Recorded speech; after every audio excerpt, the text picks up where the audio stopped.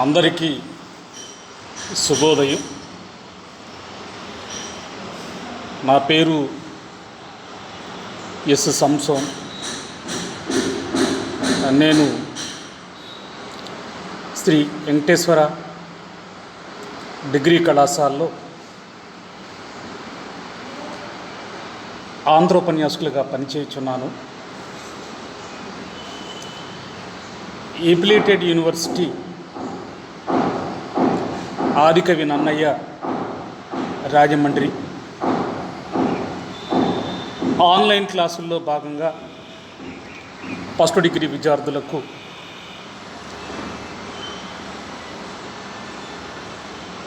Second sem నుంచి ఈరోజు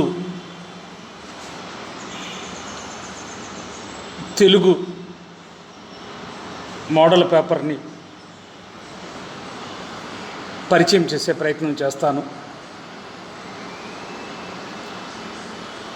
మనం నిన్నటి రోజు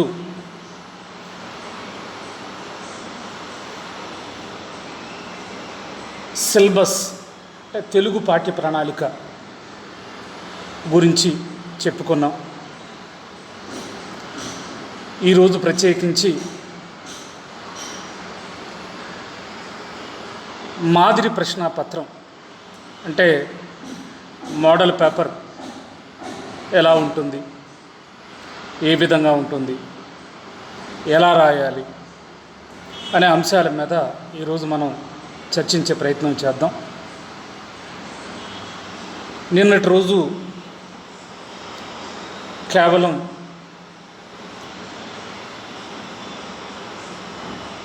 సిలబస్ తెలుగు పాఠ్య ప్రణాళిక మనకి ఏ టాపిక్స్ ఉన్నాయి, ఏ పాఠాలు ఉన్నాయి,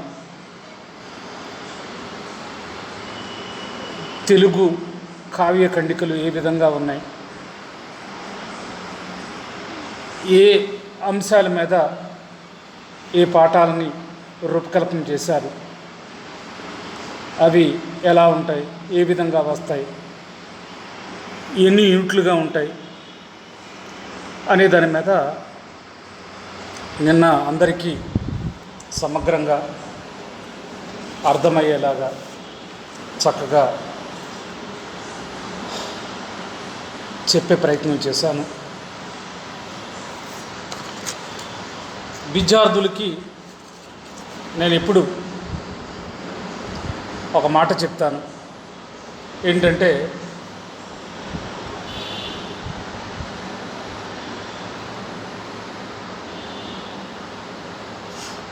క్లాస్ రూమ్ ఎడ్యుకేషన్ కావచ్చు, కాంపిటేటివ్ ఎడ్యుకేషన్ కావచ్చు, ఏది తీసుకున్నా మనల్ని విజయం వరించాలంటే మనం విజయ పదం వైపు అడుగులు వేయాలంటే కంపల్సరిగా ప్రీవియస్ మోడల్ పేపర్లు ఎలా ఉన్నాయి, ఏ విధంగా ఉన్నాయి, ఎలా అడుగుతున్నాడు, ఏ విధంగా రాయాలి అనే దాని మీద విద్యార్థులకి ఒక వ్యూహాన్ని నిర్మించుకోవడానికి చక్కగా ఆధారభూతం అవుతాయి అన్నమాట. నేను ఎప్పుడు అంటాను, కేవలం తెలుగు అని కాదు, అలాగే ఇంగ్లీష్ అని కాదు, గ్రూపులు అంటే మీరు ఇక్కడ ఏంటంటే మనకి చక్కగా మరి రకరకాల కలర్స్ ఇక్కడ మన కళాశాలలో అయితే బిఏ ఉంది, బీకామ్ ఉంది, అలాగే బయోకెమిస్ట్రీ ఉంది, బయోటెక్నాలజీ ఉంది, ఎంపీసీ ఉంది, ఎంపీసీఎస్ ఉంది, ఎంఎస్సిఎస్ ఉంది, చక్కగా రకరకాల కలర్స్. అందుకని కేవలం లాంగ్వేజ్లే కాకుండా వాళ్ళ తాలూకు గ్రూప్స్ కూడా చక్కగా. అందుకని మనకి మరి ఒకప్పుడు డిగ్రీ అంటే 3 సంవత్సరాలు 3 ఎగ్జామ్స్ మాత్రమే ఉండేవి. ఎందుకంటే మనకి ఇప్పుడు అట్లా కాకుండా మరి 3 సంవత్సరాలని సెమిస్ట్రీ వైజ్గా మరి 6 ముక్కలు చేశాడు. అలాగే ఇప్పుడు మరి 4 సంవత్సరాలు అంటున్నారు కాబట్టి 8 సెమిస్టర్లు రాయాలేమో. ఆ కారణంగా ఏంటంటే విద్యార్థులకు ఎప్పుడు కూడా కేవలం ఒక సిలబస్సే కాదు, మోడల్ పేపర్ కూడా ఏంటి నమూనా. నేను ఇప్పుడు అంటూ ఉంటాను, సిలబస్ అనేది ఒక బండరాయి అయితే చక్కగా ఆ బండరాయిని అందంగా చెప్తే దాంట్లో నుంచి ఒక అందమైన శిల్పం వస్తుంది. అందుకని ఏంటంటే ఏ విభాగం నుంచి మనకి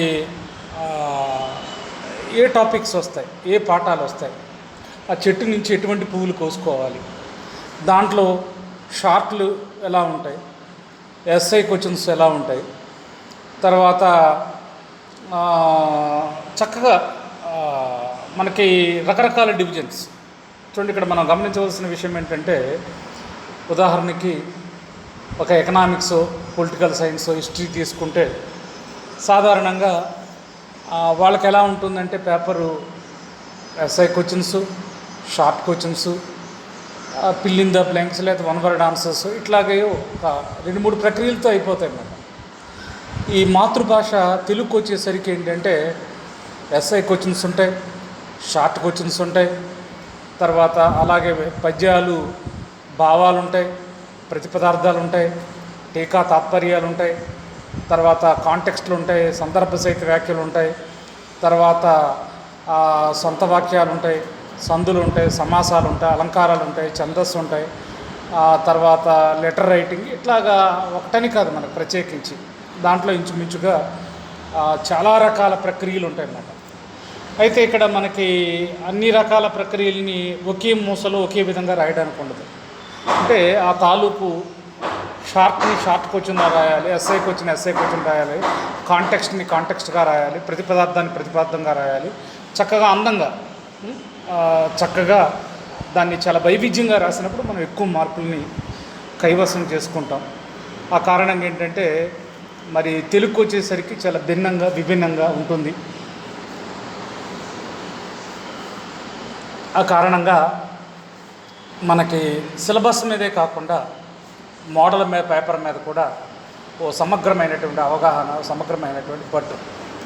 అందుకని ఏంటంటే ఇప్పుడు కూడా సివిల్ సర్వీస్కి వెళ్ళేవాళ్ళు కానీ, గ్రూప్స్ రాసేవాళ్ళు కానీ, వాళ్ళు ప్రీవియస్ పేపర్లు 4-5 పేపర్లు దగ్గర పెట్టుకుని చక్కగా మేము ప్రిపేర్ అయ్యామండి, అందుకు మేము ఈ జాబ్ని కొట్టడానికి చాలా సుగమమైంది, ఈజీ అయింది, తేలికైందని చెప్తారు చాలామంది.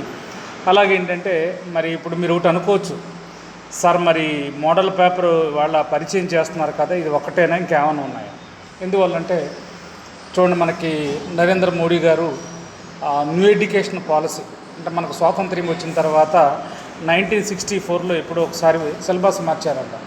అప్పటి నుంచి ఈరోజు వరకు మార్చలేదు. మనం పాత మూసలోని పాత పద్ధతిలోనే వెళ్ళాం. దురదృష్టం ఏంటంటే మనం ప్రపంచం ఇవాళ రోజు రోజుకి కాదు, గంట గంటకి మారిపోతుంది. ఈ ప్రపంచ వేగాన్ని, ఈ స్పీడ్ని మనం అందుకోవాలంటే అది విద్య ద్వారా, ఎడ్యుకేషన్ ద్వారా సాధ్యమవుతుంది. ఆ కారణంగా కాలం చెల్లినటువంటి పాఠాలని పక్కన పెట్టి ఇప్పుడు న్యూ ట్రెండ్స్ ఏమొస్తున్నాయి అంటే తెలుగు నుంచి అన్ని సబ్జెక్ట్స్, అంటే సైన్స్ కానీ, సోషల్ స్టడీస్ కానీ, టెక్నాలజీ కానీ, బయోటెక్నాలజీ కానీ, ఈ ప్రపంచంలో వస్తున్నటువంటి అన్నీ. అందుకేంటంటే కేవలం ఏంటంటే ఆ వస్తున్న దాన్ని పట్టుకోగలిగి చక్కగా మారుతున్నటువంటి జనరేషన్స్ సమాజానికి అనువుగా చక్కగా మనం సిలబస్లు తయారు చేసినటువంటి సిలబస్లు తయారు చేసినటువంటి ఆవశ్యకత విద్యార్థులకు ఎంతైనా ఉంటుంది. ఆ కారణంగా ఏంటంటే మనకి ఇప్పుడు చూసిన ఒకే మూసలా కాకుండా ఇప్పుడు ఏంటి ట్రెండు, ఇప్పుడున్న ప్రజలకు ఎటువంటి అవసరాలు ఉంటాయి, ఎటువంటి టాపిక్స్ ఇవ్వాలి, కేవలం ఒక తెలుగుని కాదన్నమాట, అన్నీ కూడా. అందుకని మనకి సంవత్సరం మోడీ గారు మరి ఇవాళ 2019-20లో ఆయన న్యూ ఎడ్యుకేషన్ పాలసీ తీసుకొచ్చారు. అది 2021-22 కల్లా చక్కగా పర్ఫెక్ట్గా ఎడ్యుకేషన్ని పట్టాలెక్కించాలని ప్రయత్నం చేస్తున్నారు మేధావులు. ఆ కారణంగా ఏంటంటే ఇవాళ మన తెలుగుతో పాటు మొత్తం అన్ని సిలబస్లు మారిపోయాయి. ఆ కారణంగా సాధారణంగా చూడండి, మనం దేశానికి ఫాదర్ ఆఫ్ నేషన్స్ అంట, అంటే ఎవరైతే మొట్టమొదటిగా వచ్చి ఈ దేశం కోసం కృషి చేసి తన ప్రాణాలని పణంగా పెడతారో వాళ్ళు జీవితాన్ని పణంగా పెడతారో వాళ్ళని జాతిపితలు అంటారన్నమాట. అలాగేంటంటే మరి సిలబస్ కొత్తగా ఈ సంవత్సరం వచ్చింది. తర్వాత వాళ్ళ నమూనా పేపరు ఒకటి ఇచ్చే ప్రయత్నం చేశారు. ఆ కారణంగా ఏంటంటే మనకి మళ్ళీ 5 సంవత్సరాల దాకా సిలబస్ మారదు కాబట్టి మనకు అప్పుడు ఎగ్జామ్స్ జరిగినప్పుడు కొత్త కొత్త పేపర్లు వస్తూ ఉంటాయి. అంటే అది ఈ టాపిక్ నుంచే చక్కగా వాళ్ళు ఏర్చుకూర్చి అందంగా ఉంటుంది. అందుకని ఏంటంటే ఈ కారణంగా ఏంటంటే ఇవాళ మనకి మరి మొదటి బ్యాచ్ కాబట్టి మన దగ్గర 2-3 నమూనాలు అంటే గతంలో ఇచ్చినటువంటి మోడల్ పేపర్ మాదిరి ప్రశ్న పత్రాలు దొరకవు. ఆ కారణంగా వాళ్ళు ఒకటే కొత్త సిలబస్ కాబట్టి ఈ సంవత్సరం మీతోనే ప్రారంభం మొదలవుతుంది కాబట్టి మీరు చూసుకోవాలన్నమాట. అందుకని ఇక్కడ మనకి ఈ మోడల్ పేపర్ తాలూకు ఏముంటాయి ఎలా ఉంటాయి ఏంటనే దాని మీద మనం ఒకసారి మాట్లాడదాం. తర్వాత ఈ మోడల్ పేపర్లోకి వెళ్ళే ముందు నేను ఎప్పుడూ అంటూ ఉంటాను కదా, సిలబస్ మోడల్ పేపర్ విద్యార్థులకి 2 కళ్ళు లాంటివి. అందుకని ఏంటంటే మనకి రెండింటి మీద మనకు సమగ్రమైనటువంటి అవగాహన ఉంటేనే ఎగ్జామ్ హాల్లో మనం ఎక్కువ మార్కులు స్కోర్ చేయగలుగుతాం, ఎక్కువ మార్కులు తెచ్చుకోగలుగుతాం అనే దాని మీద నేను ఎప్పుడూ చెప్తూ ఉంటాను. అలాగే ఇక్కడ మనకి ప్రత్యేకించి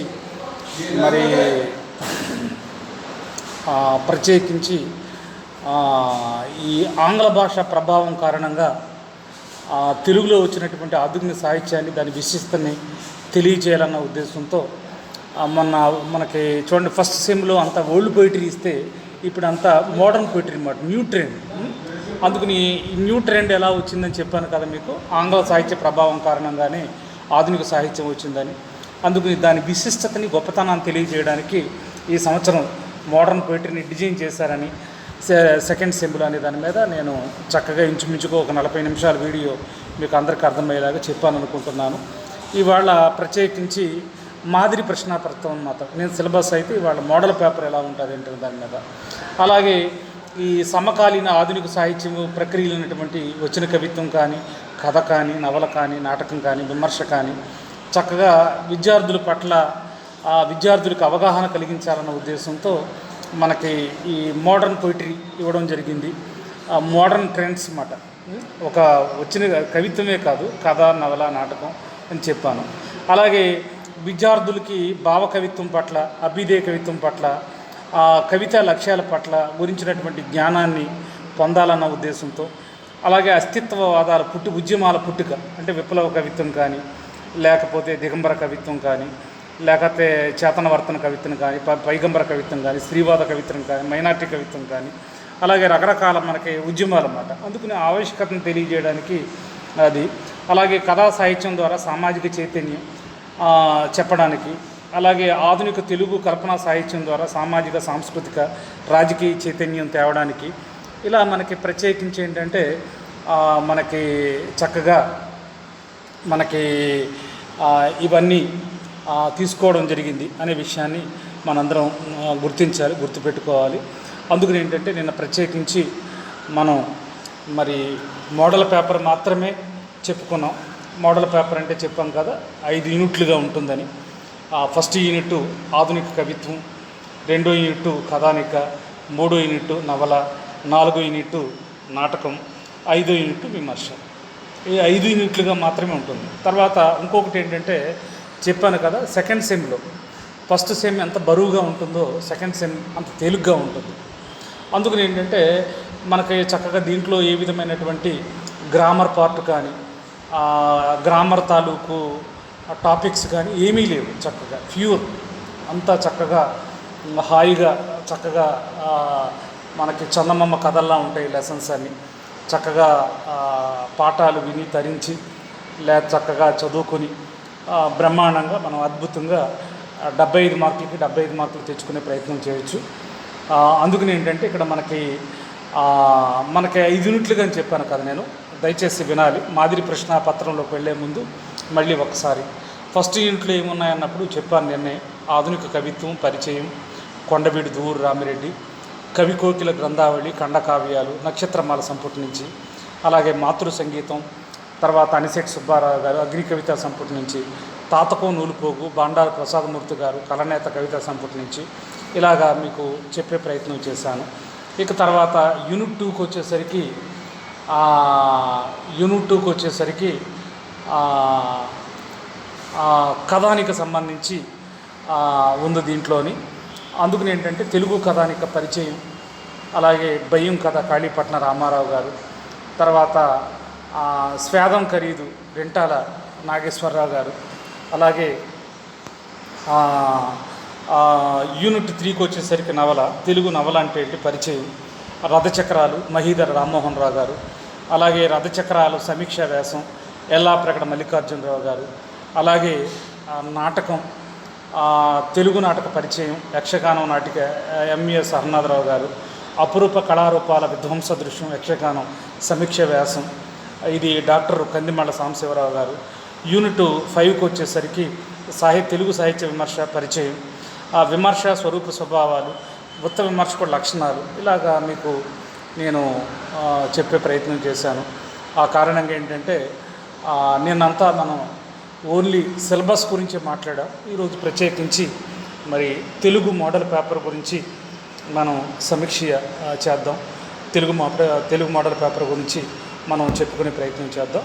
ఒకసారి చూడండి. చక్కగా ఏంటంటే చెప్పాను కదా, మనకి ఫస్ట్ సెమ్ ఎంత బరువుగా ఉందో సెకండ్ సెమ్ తెలుగు అంత తేలిగ్గా ఉంటుంది.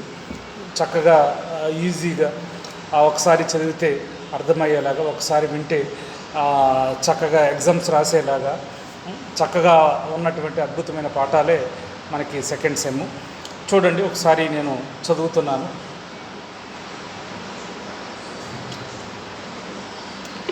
మాదిరి ప్రశ్నాపత్రం, ఇక్కడ ఆ భాగం, అదే ఆ విభాగం, తర్వాత దీంట్లో అలాగే ఆ విభాగం అంటే మనం ఇంగ్లీష్లో అయితే ఏ పార్టు బి పార్టు అంటాం కాబట్టి ఇక్కడ 2 పార్ట్లుగా ఇవ్వడం జరిగింది. ఒకవేళ ఎవరన్నా రాసుకునే వాళ్ళు ఉంటే చక్కగా రాసుకునే ప్రయత్నం చేయండి. ఎందుకంటే చక్కగా నేను స్క్రీన్ మీద ఇది పెట్టే ప్రయత్నం చేశాను కాబట్టి చక్కగా మీరు రాసుకోవచ్చు ఈజీగా. ఒకసారి చూడండి.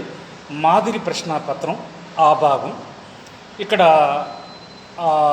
ఈ క్రింది వాణిలో 5ంటికి సంక్షిప్త సమాధానాలు రాయండి.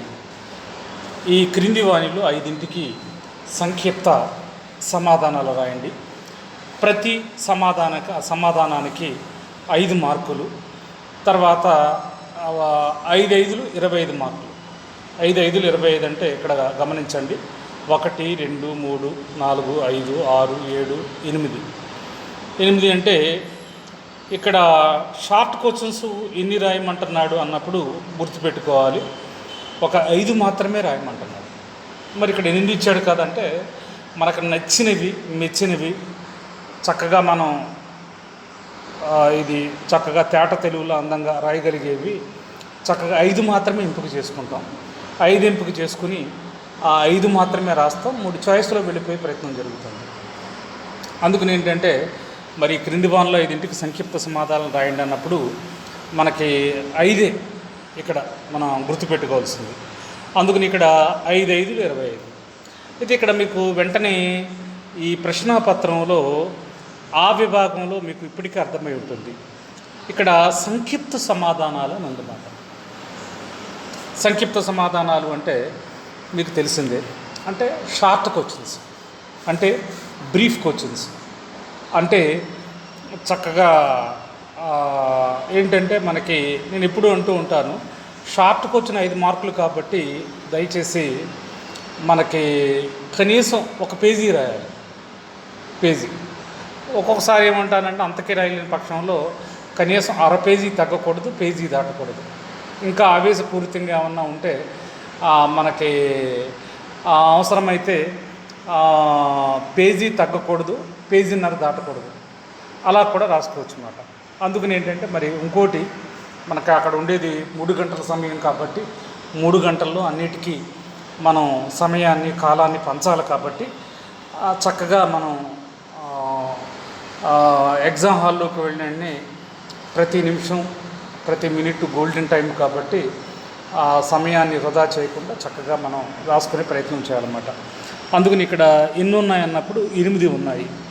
8 ఇట్లు ఎన్ని రాయాలన్నప్పుడు 5 మాత్రమే రాయాలి. ఎన్ని మార్కులు అన్నప్పుడు 5 5లు 25. మనకి 3 చాయిస్లో వెళ్ళిపోయే ప్రయత్నం జరుగుతాయి అన్నమాట. అందుకని ఏంటంటే ఇక్కడ మనం 5 మాత్రమే రాయాలి. సరే, ఇక్కడ ఈ 8 ఏమేమి ఇచ్చాడు అనే దాని మీద మనం ఒకసారి చూసే ప్రయత్నం చదువుదాం. ఫస్ట్ కొండవీడు షార్ట్ క్వశ్చన్ ఇచ్చాడు అన్నమాట. ఏమని ఇచ్చాడంటే కొండవీడు. ఇది ఎవరు రాశారన్నప్పుడు మొన్నే మనం చెప్పుకున్నాం, దువ్వూరి రామిరెడ్డి గారు రాశారు. దువ్వూరి రామిరెడ్డి గారికి ఉన్నటువంటి ప్రత్యేకత ఏంటంటే ఆయన మనం కర్షక కవి అంటాం. ఏ కవి అంటామంటే కర్షక కవి. మరి ఆయన కవి కోకిల గ్రంథావళి అని ఖండకావ్యం రాశాడు. అది నక్షత్రమాల అనే సంపుటి నుంచి కొండవీడు అనే పాఠం తీసుకోవడం జరిగింది. అందుకని ఏంటంటే ఇక్కడ మనకి కొండవీడు అంటే దువ్వూరి రామిరెడ్డి గారు. చెప్పాను కదా, ఆయన కాలాలు 3 కదా, ఎండాకాలం, వర్షాకాలం, శీతాకాలం. అయితే ఆయన శీతాకాలంలో అతి చలి కాబట్టి, ఎండాకాలంలో విపరీతమైనటువంటి చెమట పడుతుంది కాబట్టి, చక్కగా వాతావరణం బ్యాలెన్స్లో ఉండేది వర్ష ఋతువులో కాబట్టి ఆయన ఆ వర్ష ఋతువులు ఎక్కువ కావ్యాలు రాసేవాడని. ఆయనకి చెట్లన్నా, చిలకలన్నా, పక్షులన్నా, పంట పొలాలన్నా, నదులన్నా, కాలువగట్లన్నా, ఇక్కడ చక్కగా ఆయనకి నేచర్ అంటే చాలా ఇష్టం కాబట్టి ఆయనకి తెలుగు సాహిత్యంలో కవి కోకిల దువ్వూరి రామిరెడ్డి గారు ఉన్నారన్నమాట. అందుకని ఇక్కడ దీన్ని ఎస్ఐకి వచ్చిన గడగవచ్చు, షార్ట్కి వచ్చిన గడగవచ్చు. ఇక్కడ షార్ట్గా అడిగాడు అన్నమాట కొండవీడు అని మనం బ్రీఫ్గా రాసే ప్రయత్నం చేయాలి. ఇక తర్వాత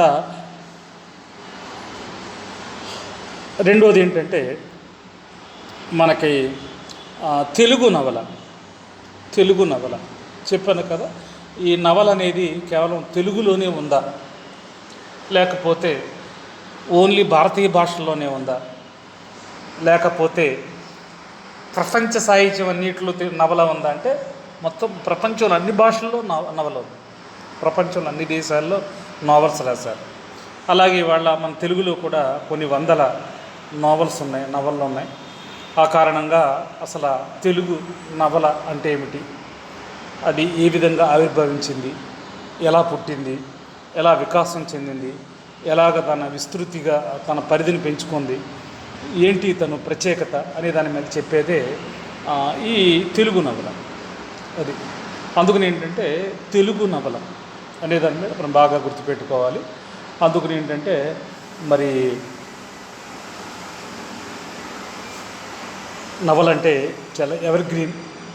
ప్రపంచంలో సంచలనమైన నవలు ఉన్నాయి, భారతదేశంలో సంచలనమైన నవలు ఉన్నాయి, అలాగే తెలుగు సాహిత్యంలో కూడా అద్భుతమైనటువంటి నవలు ఉన్నాయి. ఎందుకంటే మనకి స్వాతంత్ర్య పోరాటంలో బ్రిటిష్ వాళ్ళు మాకొద్దు తెల్లదొరతనం మరి పాట నిషేధించారు అప్పట్లో. అలాగే ఉన్నవ లక్ష్మీనారాయణ రాసినటువంటి మాలపల్లి నవలను కూడా బ్రిటిష్ ప్రభుత్వం నిషేధించింది. అలాగా తెలుగు సాహిత్యంలో కూడా నవలకి ప్రత్యేకమైన చరిత్ర ఉంది అనే విషయాన్ని విద్యార్థులు గమనించాలి. అలాగే ఇక తర్వాత ఏంటంటే తెలుగు నాటకం. అసలు నాటకం అంటే ఏంటి, నాటకం ఎలా పుట్టింది, ఎలా వికాసం చెందింది, దాని పరిణామం ఏంటి, తన విస్తృతి ఏంటి, తను కొమ్మలో రెమ్మలేసి పూలు పూస్తూ ఎలా వికాసం చెందింది, ఇవాళ తెలుగు నాటకం యొక్క స్థానం ఏంటి, ఇలాగ ఇచ్చేది అంశాలు రాసేదే తెలుగు నాటకం. ఇక తర్వాత నాలుగోది ఏంటన్నప్పుడు ఆధునిక కవిత్వం. దాని పేరేంటంటే ఆధునిక కవిత్వం. అంటే ఒక విధంగా చెప్పాలంటే కవిత్వాల్లో 2 రకాలు, ప్రాచీన కవిత్వం, ఆధునిక కవిత్వం. ప్రాచీన సాహిత్యం, ఆధునిక సాహిత్యం, ఓల్డ్ పోయిటరీ, మోడర్న్ పోయిటరీ.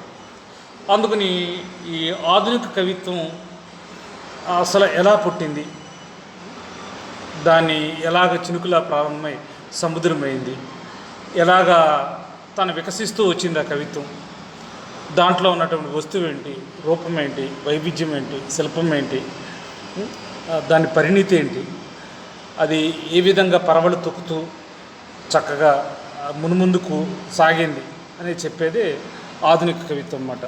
చక్కగా దాని మీద మనం రాయగలగాలి ఆధునిక కవిత్వం అంటే. ఆధునిక కవిత్వం దేంతో ప్రారంభమైందంటే భావకవిత్వంతో ప్రారంభమైంది. భావకవిత్వంతోనే ప్రారంభమై దాంతోనే కవిత్వం ఆగిపోయిందంటే లేదు.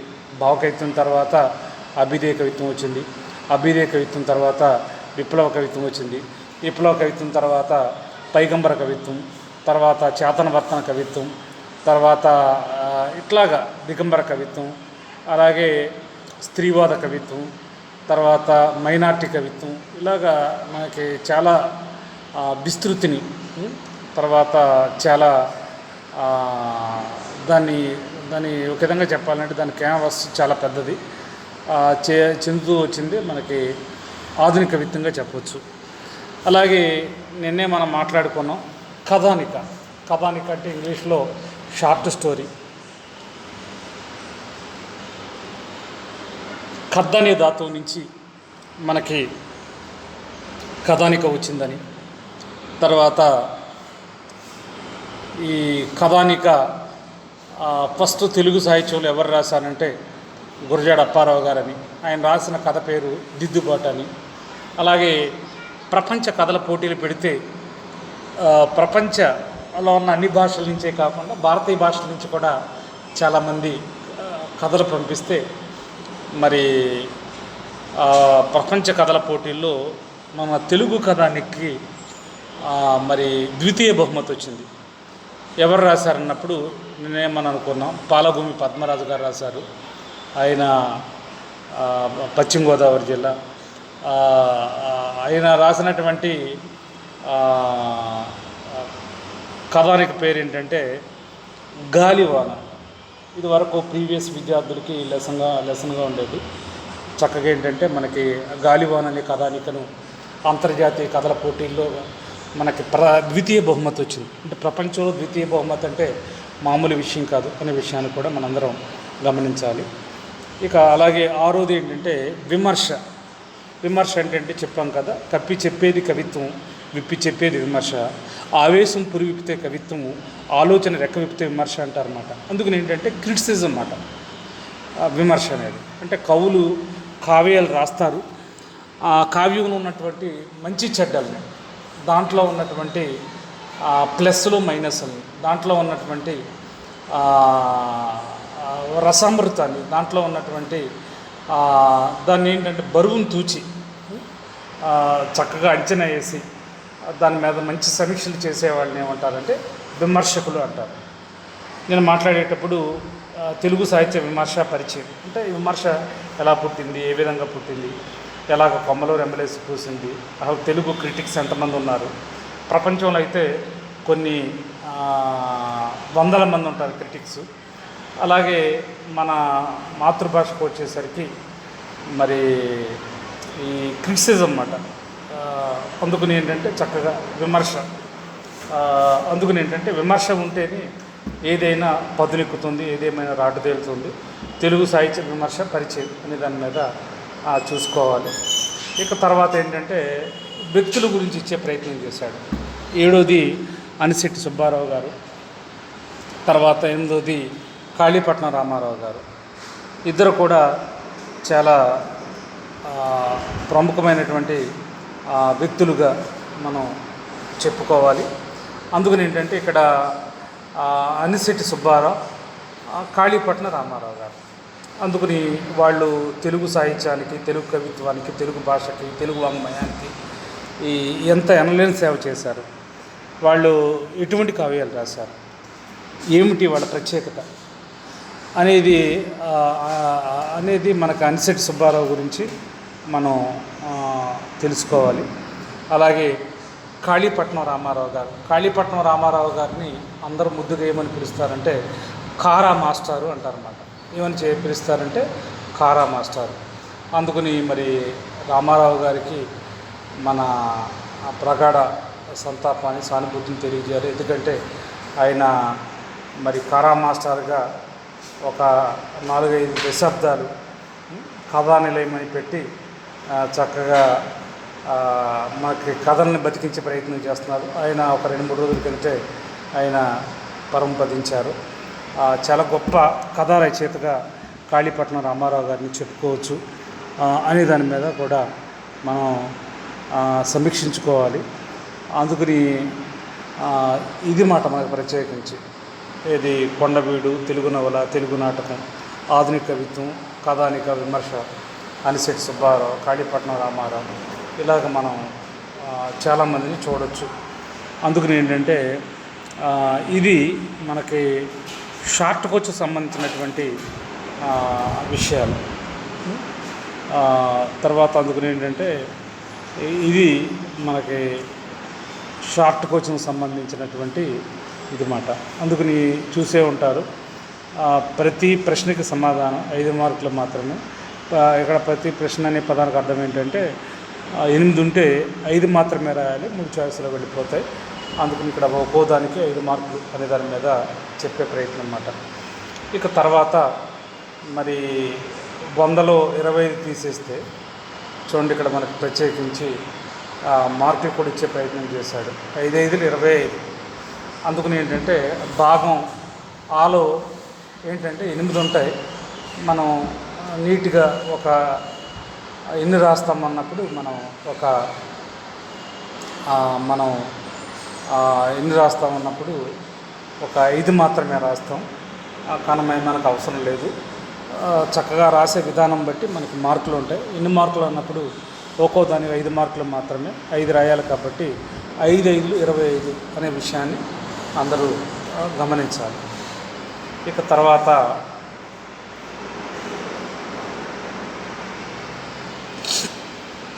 ఆ విభాగానికి వచ్చేసరికి ఏంటంటే మరి క్రింది వానిలో అన్ని ప్రశ్నలకు సమాధానం రాయండి. ప్రతి సమాధానానికి 10 మార్కులు మాత్రమే. ఈ క్రింది వానిలో అన్ని ప్రశ్నలకు సమాధానం రాయండి. ఇక్కడ క్రింది వానిలో అన్ని ప్రశ్నలు అంటే మనకు తెలియకుండా ఆధునిక కవిత్వం, ఆవిర్భావ వికాసాలు, కొండగూడిలో దువ్వూరు రామిరెడ్డి ఈ 2 రాసేయాలా, లేదా తెలుగు కథానికి పరిచయం రాయండి, లేదా భయం కథలోని రచయిత సందేశాన్ని వివరించండి, అలాగే రెండిట్లో 1 రాయాలా, 2 రాయాలా, సాహిత్య ప్రక్రియలో నవలా స్థానాన్ని విమర్శించండి అన్నప్పుడు రథచక్రాలు నవల్లోని ఇతివృత్తాంతాన్ని విశ్లేషించండి, అలాగే తెలుగు నాటక పరిణామాల గురించి రాయండి, లేదా యక్షగానం నాటికపై సమీక్షను వ్యాసం రాయండి, లేదా తెలుగు సాహిత్య విమర్శను పరిచయం చేయండి, లేదా విమర్శ స్వరూప స్వభావాలను వివరిస్తూ ఉత్తమ విమర్శకు ఉండవలసినటువంటి లక్షణాలను రాయండి. ఇలా మనం ప్రత్యేకించి అందుకని ఏంటంటే ఇందాక మనం చెప్పుకుంది ఏంటంటే కేవలం ఒక 8 ఉంటే 5 మాత్రమే రాయాలి. 5 5లు 25. డెఫినెట్గా 5 రాయవలసిందే. ఒకవేళ క్వశ్చన్ అటు ఇటుగా ఉంది, సరిగ్గా రాయలేకపోయాను అని సమయం ఉంటే మనం 6వ క్వశ్చన్ కూడా రాసుకోవచ్చు. సరే, ఒక క్వశ్చన్ డల్గా ఉన్నప్పుడు 6వ క్వశ్చన్ రాస్తే దీనికి తక్కువ మార్కులు వచ్చి దానికి ఎక్కువ మార్కులు వస్తే మనకు ఆ విధంగా కూడా మార్కులు ఇచ్చే ప్రయత్నం జరుగుతుంది. కాబట్టి మనం చూడాలి. అందుకని మీరు ఒకసారి మాత్రమే ఎగ్జామ్ రాస్తారు, 2 సార్లు అనుకోవద్దు. అందుకని ఏంటంటే ఇది మనకు ప్రత్యేకించి అయితే ఇక్కడ మనకి ఆ విభాగానికి వచ్చేసరికి ఒకసారి మీకు రేఖామాత్రంగా నేను పరిచయం చేసే ప్రయత్నం చేస్తాను. ఒకసారి చూడండి. ఈ క్రింది వానిలో అన్ని ప్రశ్నలకు సమాధానం రాయండి. ప్రతి ప్రశ్నకు 10 మార్కులు. అన్ని ప్రశ్నలు అంటే అదే ఇక్కడ మనకి ప్రత్యేకించి ఒక ఐటమ్స్ తీసుకోవాలన్నమాట. అంటే ఆధునిక కవిత్వం మీద 1, 2 కథానిక మీద 3, నవల మీద 4, తర్వాత తెలుగు నాటకం పరిణామం మీద ఇది 1. ఇలాగ మనకు ప్రత్యేకించి తెలుగు సాహిత్య విమర్శ మీద 1. ఏది ఏమైనా మనం 2 ఇచ్చాడు కాబట్టి చాయిస్లో మనం 2 1 మాత్రమే రాస్తాం, 1 చాయిస్లో వెళ్ళిపోతుంది అనే విషయాన్ని అందరూ ఒకసారి గమనించాలి. అందుకని ఇక్కడ మనకి ఒక 10 ఉంటే ఒక 5 మాత్రమే రాయాలి. 5 10లు 50. సరే, ఇక్కడ ఏమేమి ఇచ్చాడు ఇంటర్ మీద తీసుకుంటే ఇక్కడ చూడండి. ఆ విభాగంలో మొదటి క్వశ్చను ఆధునిక కవిత్వ ఆవిర్భావ వికాసాలను తెలపండి అన్న, కొండవీడిలో దువ్వూరు రామిరెడ్డి గారి సందేశాన్ని వివరించండి అన్న 1. ఈ 2 మనం ఏది బాగా రాయగలమో చూసి అది మాత్రమే రాయాలి. తర్వాత అలాగే తెలుగు కథానికను పరిచయం చేయండి, లేదా భయం కథలోని రచయిత సందేశాన్ని రాయండి. అంటే ఇక్కడ తెలుగు కథను పరిచయం చేయండి, లేదా మనకి భయం కథలోని రచయిత సందేశాన్ని రాయండి. అందుకని ఇక్కడ మనం గమనించాలన్నమాట. అందుకని తెలుగు కథానికను పరిచయం చేయండి లేదా భయం కథలోని రచిత సందేశాన్ని వివరించండి అనే దాని మీద దీంట్లో చెప్పే ప్రయత్నం చేశాడు. ఇక తర్వాత 11 ఏంటంటే సాహిత్య ప్రక్రియగా నవలా స్థానాన్ని వివరించండి. సాహిత్య ప్రక్రియగా నవలా స్థానాన్ని వివరించండి. రాస్తే అదేనే రాయొచ్చు, లేకపోతే రథచక్రాలు నవల్లోని ఇతివృత్తాన్ని విశ్లేషించండి. అందుకని ఏంటంటే మనం ఈజీగా ఉండేది చక్కగా మనం రాసే ప్రయత్నం చేయాలి. ఇది మనకి అందుకని ఏంటంటే రథచక్రాల నవల్లోని ఇతివృత్తాన్ని విశ్లేషించండి. అందుకని మనకి 2 క్వశ్చన్స్లో మనకు నచ్చింది ఒకటి మాత్రమే రాస్తాం, ఒకటి చాయిస్లో వెళ్ళిపోతుంది. ఇక తర్వాత తెలుగు నాటక పరిణామాన్ని గురించి రాయండి లేదా యక్షగానం నాటికపై సమీక్ష వ్యాసం రాయండి. అందుకని ఏంటంటే తెలుగు నాటక పరిణామాన్ని గురించి రాయండి, వస్తే అది రాస్తాం, లేకపోతే యక్షగానం నాటికపై సమీక్ష వ్యాసం రాస్తాం. అందుకని ఏంటంటే ఇక్కడ మనకు ప్రత్యేకించి దేని మీదైనటువంటి సమగ్రమైనటువంటి అవగాహన ఉండాలి అనే ఉద్దేశంతో అది మనకి చెప్పే ప్రయత్నం. ఇక తర్వాత తెలుగు సాహిత్య విమర్శను పరిచయం చేయండి లేదా విమర్శ స్వరూప స్వభావాలను వివరిస్తూ ఉత్తమ విమర్శ ఎలా ఉండాలో చెప్పండి. అందుకని ఇక్కడ ఇందాక మనం నాటకం గురించి చెప్పుకున్నాం కాబట్టి తెలుగు నాటక పరిణామం కానీ లేదా యక్షగానం నాటికపై సమీక్ష కానీ, తర్వాత అలాగే వాళ్ళ 13వ మోడల్ అదే 13వ దాంట్లో తెలుగు సాహిత్య విమర్శను పరిచయం చేయండి లేదా ఆ విమర్శ స్వరూప స్వభావాలను వివరిస్తూ ఉత్తమ విమర్శకుడికి ఎటువంటి లక్షణాలు ఉండాలి రాయండి అనేది ఇది మనకి ప్రత్యేకించి. అందుకని ఇక్కడ మనకి మాదిరి ప్రశ్నాపత్రం అన్నప్పుడు గుర్తుపెట్టుకోవాల్సింది ఏంటంటే స్టార్టింగ్లో షార్ట్ క్వశ్చన్స్ మాత్రం ఉంటాయి. 8 రాయవసరం లేదు, 5 మాత్రం రాస్తే చాలు. ఇక తర్వాత ఆ భాగంకి వచ్చేసరికి ఏంటంటే ఆధునిక కవిత్వంలో ఆవిర్భావ వికాసాలు లేదా దూరు రామిరెడ్డి గారి సందేశం, రెండిట్లో ఒకటే రాస్తాం. తెలుగు కథానిక పరిచయం, భయం కథను రచయిత సందేశం, రెండిట్లో ఒకటే రాస్తాం. సాహిత్య ప్రక్రియ అనగానేమి, తర్వాత సాహిత్య ప్రక్రియ అనగానేమి, నవల స్థానాన్ని విమర్శించండి. తర్వాత అలాగే రథచక్రాల నవల ఇతివృత్తాంతాన్ని విశ్లేషించండి. అలాగే తెలుగు నాటక పరిణామాన్ని గురించి రాయండి లేదా యక్షగానం నాటికపై సమీక్ష వ్యాసం రాయండి. అలాగే తెలుగు సాహిత్య విమర్శను పరిచయం చేయండి.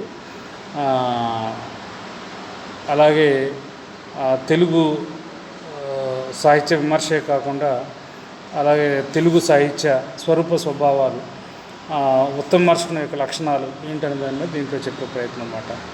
అందుకని ఏంటంటే ఇక్కడ మనకి తెలుగు సాహిత్య విమర్శ పరిచయం అంటే విమర్శ ఎలా పుట్టింది, ఏ విధంగా విస్తరించింది, ఎలాగా నదీ పాయలను అల్లుకుంటూ వెళ్ళింది, ఏంటి దాని ప్రత్యేకత, ఇలా అన్నమాట. అలాగే విమర్శ స్వరూప స్వభావాలు వివరిస్తూ ఉత్తమ విమర్శకునికి ఎటువంటి లక్షణాలు ఉండాలి అంటే మంచి క్రిటిక్. ఎందుకంటే అందరూ ఉత్తమ విమర్శకులు కాలేరు, చక్కగా చాలామంది సౌమ్యులు సానుభూతి పరులు ఎలా తెలుగు సాహిత్య విమర్శ పరిచయం చేయండి అన్నప్పుడు విమర్శ స్వరూప స్వభావాలు వివరిస్తూ ఉత్తమ విమర్శకుని లక్షణాలను రాయండి. అందుకని ఏంటంటే మనకి ఈ విధంగా ఉంటుంది మోడల్ పేపర్ అనే దాని మీద మనం గుర్తుపెట్టుకోవాలి. అందుకని అక్కడ 8 ఉన్నాయి, 5 మాత్రమే రాయాలి, 5 5 25. ఆ భాగంలో ఇక్కడ 10 రాయాలి, 20 క్వశ్చన్స్ ఉన్నాయి. 20లో మనకి అదే లేదా ప్రతి బ్లాగ్లో కూడా 2 1 ఇచ్చి రాయమంటున్నాడు కాబట్టి చక్కగా మనకు నచ్చినవి మనం ఒక 5 రాసుకుంటే చక్కగా 5 10 50 70, 5 10 50. తర్వాత అలాగే షార్ట్ క్వశ్చన్స్ 8 ఇచ్చాడు, 5 రాయమంటున్నాడు కాబట్టి 5 5 25.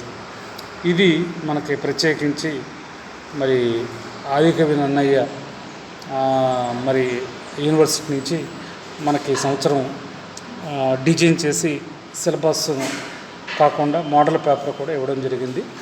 మరి మనకి ప్రస్తుతానికి ఇప్పుడు ఏంటంటే మెటీరియల్ లేదు, అయినప్పటికీ మనం చక్కగా మాకున్న పరిణితితో బుక్స్ వచ్చే లోపల మనం చూడాలి. తర్వాత ఏంటంటే బుక్స్ కూడా ఇక ఈ వీక్లో త్వరగా వచ్చేలా చూస్తున్నాం, వస్తాయంటున్నారు అనే దాని మీద చెప్పడం జరిగింది. కాబట్టి చక్కగా మరి మెటీరియల్ ఎలాగ మనం ఇస్తాం కాబట్టి ఒకసారి మీకు ఒక ర్యాండమ్గా ఇన్ని ఉంటాయి క్వశ్చన్స్, 5 రాయాలా, 5 5 25. అలాగే ఆ విభాగంకి వచ్చేసరికి లేదా అంటూ టోటల్గా 10 క్వశ్చన్స్ ఉంటాయా. అందుకని ఏంటంటే ఆ 10లో మనం 5 రాయాలా, 5 10 50 అనే దాని మీద మనం పక్కాగా గుర్తుపెట్టుకునే ప్రయత్నం చేయాలి. అందుకని ఏంటంటే ఇక్కడ మనకి తెలుగు మోడల్ పేపర్ మాదిరి ప్రశ్న పత్రం ఎలా ఉంటుంది, ఏ విధంగా ఉంటుంది అనే దాని మీద మీకు చక్కగా విపులంగా చక్కగా హ్యాండ్ రైటింగ్ కాకుండా నేను నెట్ నుంచి తీసుకున్నటువంటి పేపర్ని మీకు ప్రత్యక్షంగా ఇక్కడ చక్కగా ఆవిష్కరించడం జరిగింది. అందుకని మీరు ఒకసారి షార్ట్ క్వశ్చన్స్ ఎలా ఉంటాయి, ఎస్ఐ క్వశ్చన్స్ కూడా మాట చెప్పాను మీకు 10 మార్కులు కాబట్టి ఎట్టి పరిస్థితుల్లో కూడా 2.5 పేజీలు తగ్గకూడదు, 3 పేజీలు దాటకూడదు అంటాం. అందుకేంటంటే నేను అంటూ ఉంటాను, పిండి కొద్దే రొట్టె మాట. మనం రాత కోత, ఎందుకంటే మనకి పరీక్ష అనేది రాత కోత కాదు. అందుకని ఏంటంటే మనం రాసేటప్పుడు చక్కగా మంచి మెమరీతో, అద్భుతంగా అందమైన శిల్పంతో, చక్కగా సైడ్ హెడ్డింగ్లతో అద్భుతమయంగా రాయొచ్చమాట. అందుకని ఇక్కడ మనకు ప్రత్యేకించి షార్ట్ క్వశ్చన్స్ ఉన్నాయి, ఎస్ఐ క్వశ్చన్స్ ఉన్నాయి. షార్ట్లు అయితే 8, 5 రాయాలి, 5 5 25. ఎస్ఐ క్వశ్చన్స్ అయితే ఒక 10 క్వశ్చన్స్ ఉన్నాయి. 10 క్వశ్చన్స్లో 5 మాత్రమే రాయాలి, 5 10 50. అంటే ఇక్కడ 5 యూనిట్ల నుంచి మనకి 10 క్వశ్చన్స్ ఇచ్చాడు. అంటే ఒక యూనిట్ నుంచి 2 వేసి 2 వీటిల్లో మనం 1 రాస్తే సరిపోతుంది అన్నమాట. అందుకని ఒకసారి విద్యార్థులందరూ ఇది గమనించాలి. తర్వాత ఆ విభాగంలో చక్కగా ఏమేమి ఉన్నాయో ఒకసారి చూసుకోండి. వీలైతే రాసుకునే ప్రయత్నం చేస్తే రాయండి. మళ్ళా మనం ఆన్లైన్ నుంచే మళ్ళీ ఆఫ్లైన్కి వచ్చిన తర్వాత మీకు అందరికీ నేను మోడల్ పేపర్లు, సిలబస్ జిరాక్స్ తీసి ఇచ్చే ప్రయత్నం చేస్తాను. ప్రతి విద్యార్థి గమనించాలన్నమాట. అందుకని 5 యూనిట్లుగా ఉంది కాబట్టి ఒక్కో యూనిట్కి 2 లెసన్స్ ఇచ్చాడు. అది చూసుకుంటే సరిపోతుంది. ఇది గమనించాలి.